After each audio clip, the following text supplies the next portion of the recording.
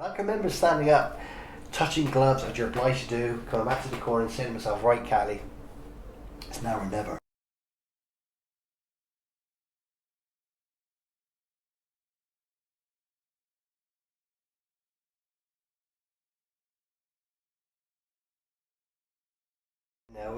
As a kid, growing up, and it sounds terrible saying this, I was always good at fighting. Wrestling and grappling with people. I was always, if there was a team, a gang against everyone, always wanted to gang Catley on their gang. So I was good at it. I was always very physically strong and good at fighting. So yeah, I used to enjoy watching it, and I knew that one day I wouldn't mind trying out and giving it a go. Yeah, I think I have 50 amateur fights. I think about 41, 42 of them. I've done okay, Western Counties champion. I did represent England on a couple of occasions in the Channel and Jersey. I never, unfortunately, managed to obtain my full England senior vest. And although, again, looking in hindsight, I used to spend an awful lot of time with Crystal Palace with the England squad. I never got picked to represent the country as a senior, which is a bit frustrating, really. It would have been nice to look back and say I had a senior vest, but it never happened. So, at the age of 21, I put ABA Championships, Kawasaki, rolled out at Hall. We all know the outcome. Got stopped on a nosebleed seconds from the final bell.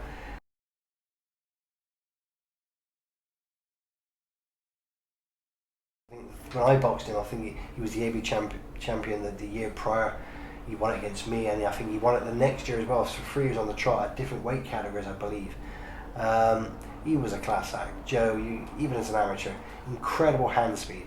I wouldn't say he was the most powerful puncher I ever been in with or mixed with or the strongest ever, but his hand speed. What Joe was very good at was dictating the pace of the fight, and regardless what pace you tried to match him with, his stamina was phenomenal, and that's something people underestimate with Joe. He had phenomenal work rate, phenomenal stamina, and incredibly fast hands. He was very, very good at controlling the pace of the fight.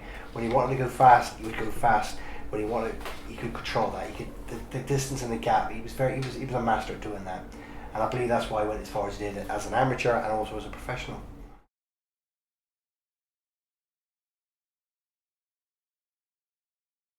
Yeah, my first fight in Bristol, hometown of Bristol. Yeah, I can't remember like it was yesterday. I sold about 150 tickets, family and friends.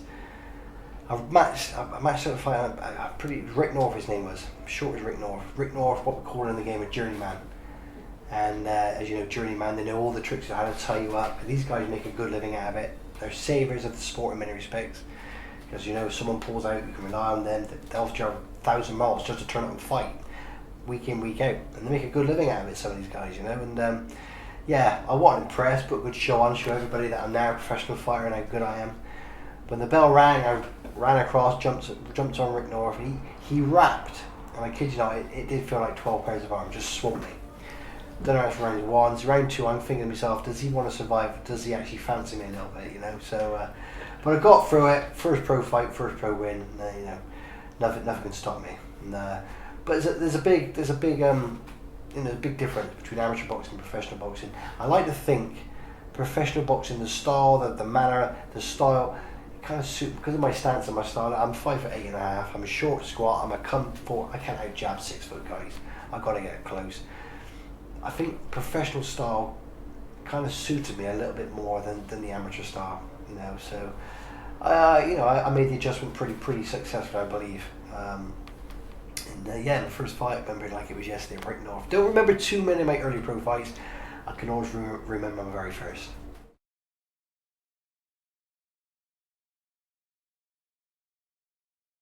It was a fundamental fight for me because it elevated me up through the rankings. Beating Lang, it kind of made me recognised. If I could win, if I could beat him, it really was going to catapult me up the rankings and sort of make me a serious contender for the British title. I can remember prior to the fight, people saying to me, "Don't look into his eyes, because if you look into his eyes, he'll kind of hypnotise you." With that kind of use the hands to and kind of like jig at you a little bit, But I got to say it, I had Curtin Lang at the right time. Make no mistake about it. I'm unequivocal when I say that. I had him at the right time for me. His best years undoubtedly was behind him, but you couldn't underestimate him. And I think youth, my youth, my stamina, my strength, everything coming up through the right, I think it was just a bit too much for Curtin that. Well, it was too much for him that night. I had him at the right time. I think it would have been a different story if I'd had him at the top of his game, because he was a great fighter, you know. But I'm very, very lucky, you know, and I've got Curtin Lang on my record, you know, as a win. So, you know, it's quite nice to have that, you know. But yeah, I'm not making a mistake. I had him at the right time for me. Stopped him. In many respects, it's a bit upsetting for me having to, you know, when the bell goes. I mean, I've seen this guy over the years do some phenomenal things and win some phenomenal fights, and I managed to stop him, you know. And so, although it was joyful and it was great for me to do that, in some way it was a bit like upsetting a little bit to think, oh, I just kind of beat one of my schoolboy child heroes, you know. So, but yeah, that's the essence of the sport, you know. You just got to get on with it.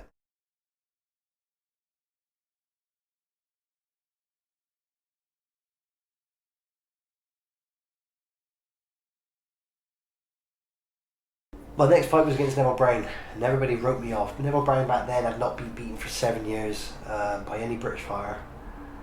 I just got spanked by an unknown Hungarian. The writers, the critics, the pundits, they wrote me off. They never gave me much of a chance, and you can understand that. And I will say it, my confidence was shot.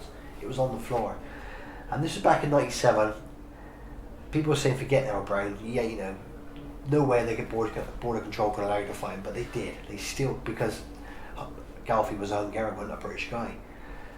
Wow, so I've got a chance to redeem myself, prove to myself and everybody else that this defeat shouldn't have happened, wouldn't have happened if I hadn't been so severely dehydrated. So anyway, when the fight was announced and date was given, if someone had said to me back then, if you want to improve your chances, go and hold your breath every day for an hour, you're better, I probably would have tried that. I was willing to leave no stone unturned.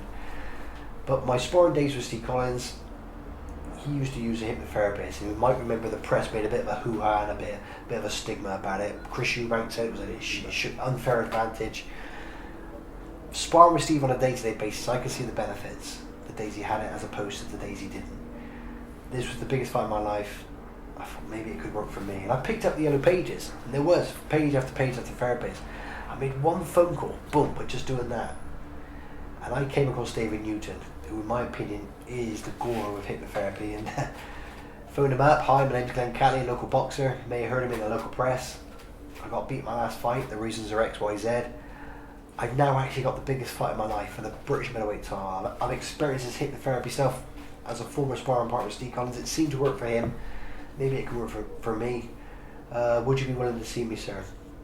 The following week we went at our initial consultation. Yeah, we went to work straight away.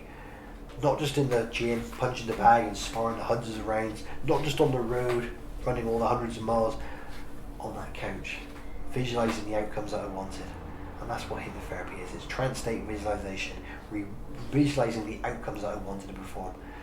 My confidence was there, but walking out to that fight, Richards, January '98, Vice Neville Brown, written off by everybody, my confidence was sky high. And I explained this, I felt like you could have put 3 Mike Tysons in front of me, I'd have beat all 3 of them. And I often say to people, when you go to bed tonight, close your eyes, how confident are you waking up tomorrow morning? Now, of course, the replies and the responses always come back with a most definite, yeah, I said, as confident as you're waking up tomorrow morning, that's how sure, determined. I knew I was going to beat Brown and become the new. I knew it. I just knew it. I said, now can you appreciate going to any scenario with that confidence? It gave me an incredible psychological advantage. And unfortunately, we can't go out and buy confidence. We can't give it to someone. We can't take it. It has to come from within. And that's what the therapy, amongst other things done for him, made me so intrinsically confident against Neville Brown. Although I was written off by the writers, the critics, that didn't matter. Because the treatment I had with David, I walked out, I knew 1,000,000% I was going to win that fight. That's why I went as far as I did.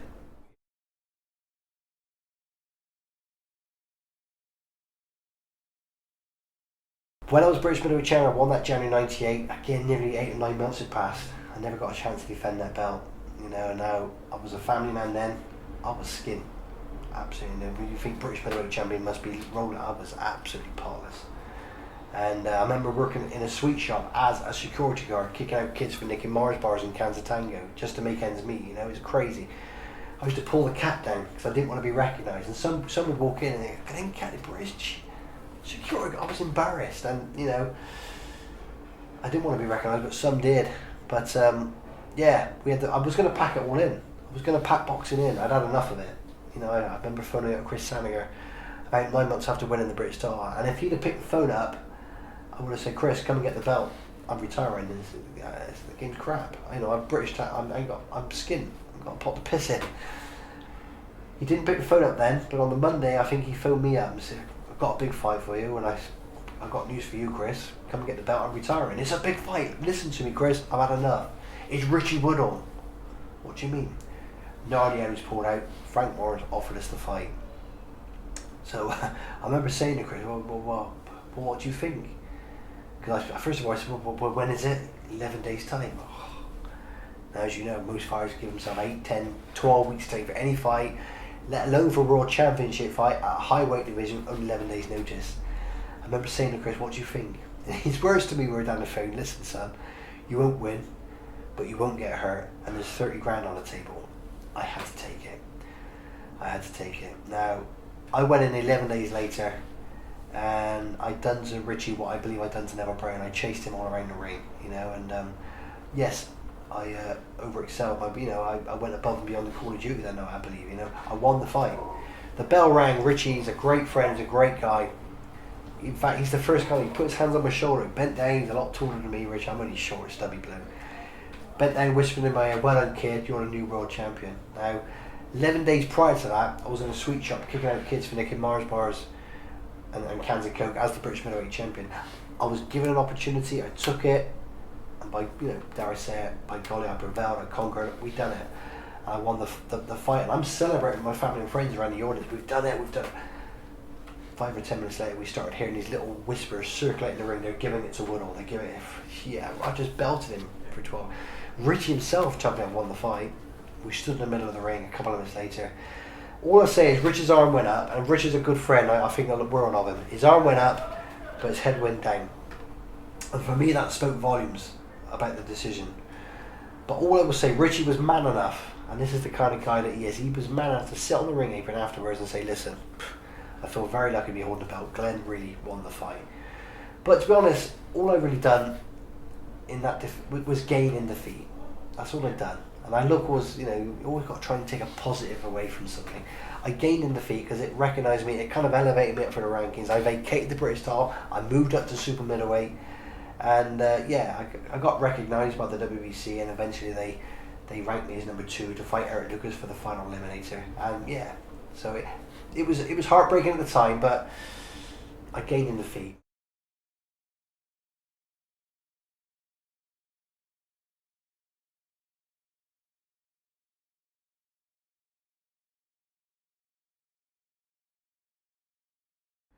The fight was tit for tat. It wasn't a thriller because I done well in the first. He caught me with a great shot in the second. Took me 3 rounds to get over that. The rest of the fight, we both gave each other perhaps a little bit too much respect, you know. But I came back after 11. I knew it was close. And Salinger looked out and said, "Listen, my son, we are in Germany. We're certainly not going to get any favours from the judges. If you want to win this fight, go out there, forget your boxing, have a fight like you're on the street. Don't stop throwing punches. He's just unloaded." I can remember standing up, touching gloves as you're obliged to do, coming back to the corner and saying to myself, right, Catley, it's now or never. And I remember kind of thinking to myself, when this round's finished, they're going to have to carry you out of the ring, either because you've been knocked out trying or because you used every last cell of energy within your body. And, you know, I perhaps should have had these thoughts in the first or second round, because within a 10, 15, 20 seconds, I caught Bear with one of the best right hands I've ever thrown. And yeah, put him down, and the rest is history. He was stopped, you know, subsequently after that. So yeah, it was a phenomenal part of my career, as you can imagine. You know, WBC World Champion is the pinnacle. And as you say, in Germany, it used to be Italy, I believe, years ago. You had to knock them out to draw. Recent years, Germany have kind of took that accolade, you know, and you've certainly got to go above and beyond to kind of secure the win in Germany. If I hadn't have knocked him out, there's no way on God's earth I'd have had the decision. No way on earth. So I had to do it. And when the bell rang, I had my mission was to go out and knock him out. And, you know, it came good. It came good for me. Was I lucky? Perhaps I was. But I had every intention of throwing that right hand, and I wanted it to hurt.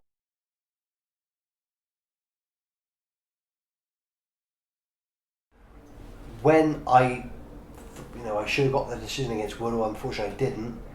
Dare I say it, we parted company with Frank Warren, because for me it was obvious that Frank Warren didn't have a lot of interest in Glen Catley, because otherwise I would have got the decision that night. That's the way I see it, Everyone knew that I won that fight. So dare I say it, we kind of parted company with Frank Warren, and we went our own way, and we started working with a promoter called Rodney Berman and Golden Fists, who were based in South Africa. And that's why, then we had to go to Canada for the final eliminator against Eric Lucas. I ended up fighting Bayer in Germany, and then we made the decision. Then the decision was made for me to make my first defence in South Africa. It wasn't through choice, not my choice. I would have liked to have boxed in the UK, but unfortunately, because of the logistics of boxing, dare I say it, I was unfortunately not allowed to box. Boxing abroad for me never bothered me. Some people get phased by it. It never really bothered me. I would have loved to box in my hometown. Home advantage is a great advantage, but unfortunately for me it never happened, and like I say, it's the consequences of the sport, I'm afraid, that I ended up fighting on other soils.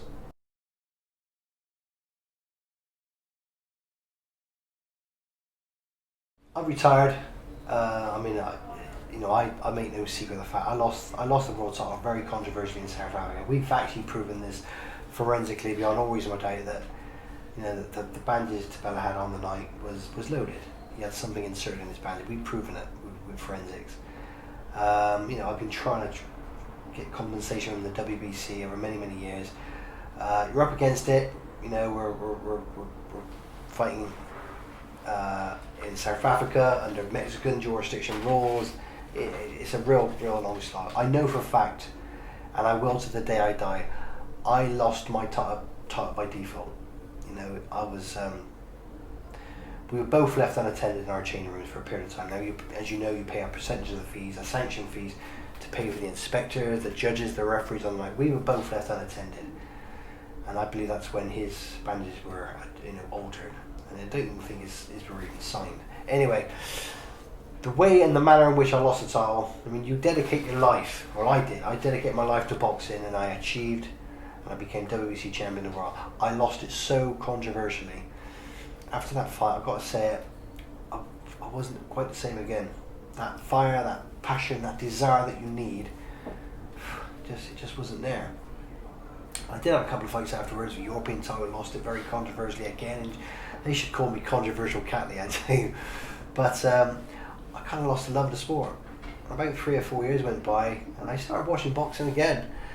And all of a sudden, that fire started to sort of rumble again in the belly. I was watching guys think, I can beat him. So I had 2 comeback fights. They both went really well, and then I had an agreement with Chris Saniger that basically we had a percentage split. Me getting the greatest split, because I didn't want to get managed by anybody. And first fight, I lay it on the line. I walked away very happily with the purse. And the second fight, as I considered it, be a successful show as everybody else. I went back for payday the second time, and basically he looked at me and said, "Glenn, we haven't done quite so well this time," and basically in about 9 months I hit £1,500, and it just absolutely buckled me, and financially done, finished me. That was my career. I was within 2 fights. I was pretty high at the rankings again. I was pretty close to a British title fight. That just finished me. Walked away, with £1,500, and it just blew me away, and I remember breaking down in tears in his office, and that was the end of my career. I came back, and by then I was managed by Chris. I'd signed with Chris. It would have been difficult to go elsewhere, so that was my career over with. And shame, there we go again. It's the consequences of the logistics of boxing, shall we say. And it's sometimes the fights outside the ring are sometimes harder than the fights inside the ring, and I've had my fair amount of that over the years. Do I regret my career? No, I've had a great time. I over-excelled. I achieved more than anybody anticipated me to ever achieve. But one thing, Imran, I can take to the grave with me and say wholeheartedly, I was honest to myself. I was disciplined. I wanted it, and I was focused. I wanted it more than anything in the world, and I never missed out on sessions. I applied myself, and yeah, that's why I believe I went, not my ability, that's why I went, I believe, as far as I did, because of my confidence, my tenacity, and my conviction to the sport. I believe that's why I went as far as I did, and I'll take that to the grave with me. I know that no one ever kind of say, "Oh, he was lucky because he didn't do this." I applied myself and I wanted it, and people say that I overachieved. Yes, I did. I'm the first to admit it, but I overachieved because I put it in. You know as well, you can't take it out if you don't put it in. I know for a fact over the years I put it in.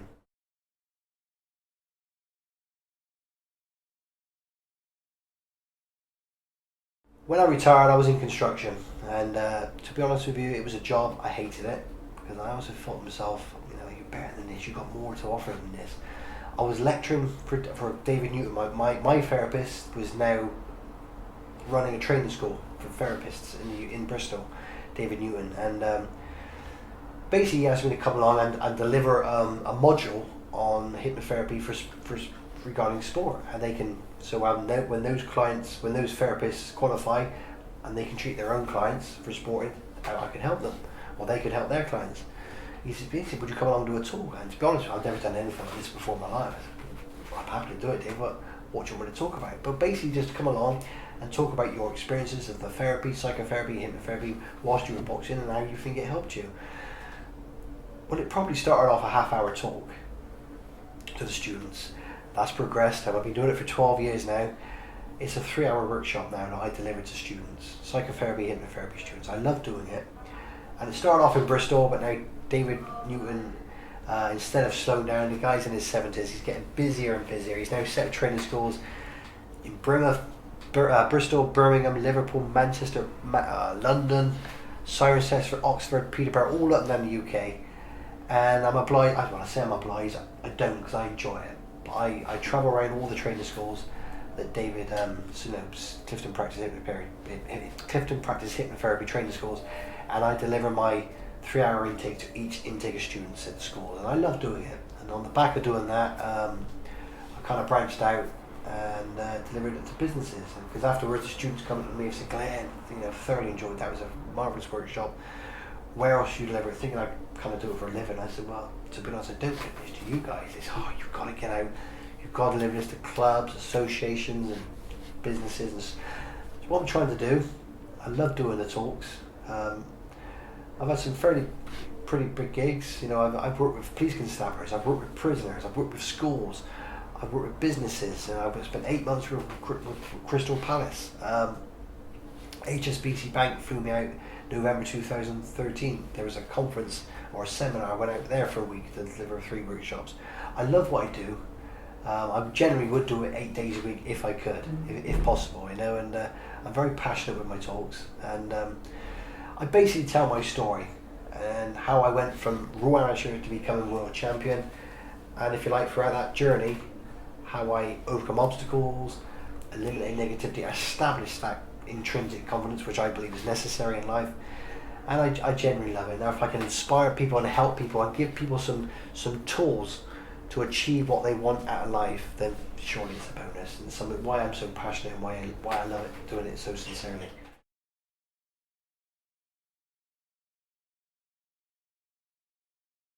Still fairly early on in my professional career. I was about 23, 24. I got a phone call from Chris Salinger and just said, "Look, I've got a job for you." And yeah, being young, you're my, no, it's not a fight. Somebody wants you as a sparring partner. Who? Steve Collins. Steve Collins just beat Eubank for the 2nd time. He was the newly crowned WBO Super Middleweight World Champion. He said, "You fancy it?" Fancy it, of course I do. Listen, the experience is going to be priceless, but a few quid's going to be handy as well. And we went, and I can remember it was a nighttime crossing on the ferry, and I had to share my cabin with some big fat obese Portuguese lorry driver who did nothing but fart and snore all night long. But I drove my car off the ferry, and there on the dock to meet me, and it was a really early dock, about 6:30 in the morning, on the dock to meet me was Steve Collins. And I can remember driving my car off, and as soon as I seen him, I started shaking. This is a hero of mine. I mean, all to be meeting Steve, let alone to be working for the next 6 weeks. I drove my car off, shut my door, very humbly went up and shook his hand, and he said, "Listen, I'm very pleased to meet you. Worst arse accent you've ever heard." He said, "But before I take you to it, let's go and get a quid, let's go and have a coffee." So I followed him to this cafe, and please forgive me in advance because this was Steve's version of mine. He sat me down, picked up his cup, looked me in the face, and said, "Listen, Glenn, I am the new WBO super middleweight champion of the world, but I do spar very, very hard. But I'm paying you good money, and if I can knock you out, I'm gonna fucking well do so. So you better keep your hands up at all times." I remember looking at my coffee, nearly went all over me then, and I nearly picked up my bag, got in my car, back on, and headed back to the mainland. But I stuck out, and what I learned there, money simply couldn't buy. It was phenomenal working with the likes of a world champion. Now I've had it pretty easy, albeit no sleep on the ferry. But Freddie Roach, your trainer, come all the way from LA. Other sparring partners from the States. So compared to them, I've had it pretty easy. But yeah, I can remember Steve. Steve always stayed somewhere else on the island. We didn't see Steve until the times that we trained. And being the paid sparring partners, we were of course obliged to be there first. He didn't want to be waiting for us. Fair enough. So we'd be in there, and we'd be getting our hands bandaged, our boots on, getting ourselves warmed up, ready for Steve to come into the gym to spar. If Steve walked in and sort of spoke to you, acknowledged you, "Hi lads, what's the crack?" We used to look at each other and me and the other sparring, sigh of relief in many respects, because that means if he spoke to you, he hasn't had this hypnotherapy stuff. Okay. However, if he walked in the gym and his head was down, didn't look at you, focus on, acknowledge you in any way, shape or form, we used to look at each other, here we go. That means he's had this hypnotherapy stuff. And the only way I can explain, he was kind of quicker, he was sharper, he was stronger, he was almost impenetrable. And it was like, and I often say this when I talk to you, like he had 1,000 jaws held back, strapped to his back. He would keep on going and going and going and going and going. You couldn't break him down. None of us understood this stuff. We just knew the days that Steve Collins walked in the gym and ignored you was invariably the days he'd had this treatment, this hypno, whatever you call it stuff, and the days that we were going to have to dig deep and really kind of earn our money. Those 2 years, and it was probably nice, close to 2 years, going back and forth, sparring with Steve Collins. I'm going to say it was probably the fondest 2 years of my professional career. And I met my wife out there. I got so many great memories, so many great friends. My wife I met there. I've now got 4 kids. Probably the most joyful time of my professional career.